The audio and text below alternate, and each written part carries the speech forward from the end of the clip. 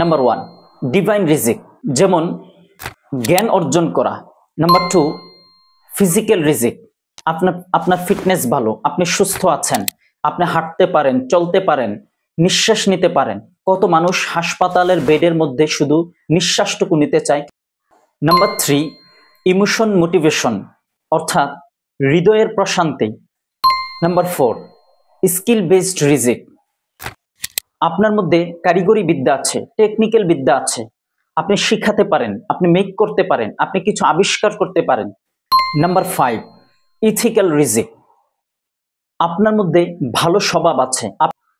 Number 6 spiritual রিজিক, ভালো কিছু করতে আপনার ভালো লাগে, আপনার সালাত আদায় করতে ভালো লাগে, কোরআন তেলাওয়াত করতে ভালো লাগে, ইবাদত করতে ভালো লাগে।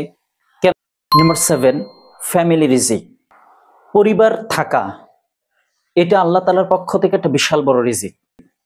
নাম্বার 7 টাইম, সময়, এটা আল্লাহ তাআলার পক্ষ থেকে এক বিশাল বড় রিজিক।